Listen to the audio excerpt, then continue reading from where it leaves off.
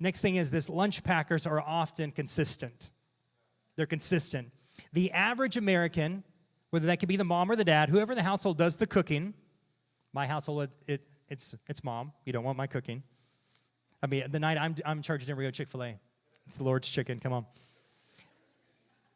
Sanctified chicken. Whoever does the cooking, get this. Whoever is responsible for providing the meals will provide 1,095 meals a year for their family. 1,095 meals a year for their family. So there's a consistency to packing a lunch. And there was a consistency to this person packing this boy's lunch. It's that decision to constantly show up again and again and again and again. And I want to challenge you this morning. Will you make the decision to show up again and again and again and again in the lives of young people? To pray for them again and again and again.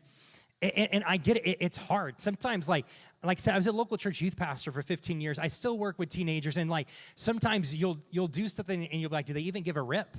Just honestly, like that's great, But true, kid, we consistently show up in the lives of people again and again and again.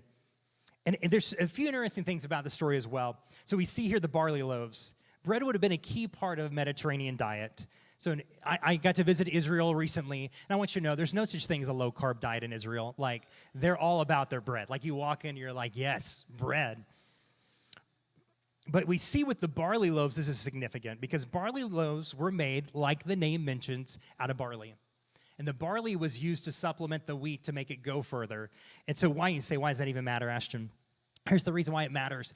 The fact that this boy had barley loaves probably said something about the economic status of his family. That they would not have been living a lavish lifestyle, that they would have not been having a lot of excess in their life. This tells us something about their socioeconomic class, that they're probably doing the best they could to get by day after day, week after week after week. But this parent was consistent. They packed that lunch consistently. And I think it's important to remember that it's not waiting until we have more than enough, but it's just giving out of obedience and teaching people to be generous. And I have this in my notes. The people of God who make the greatest impact will often do it through ordinary faithfulness.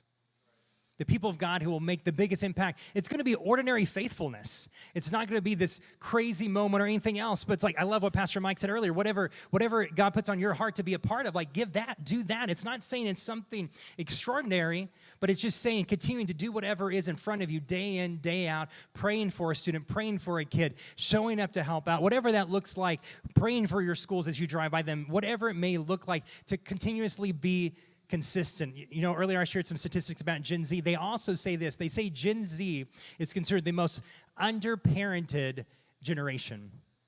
They also consider that fatherlessness is the epidemic of Gen Z, that they are considered the fatherless generation, that most of them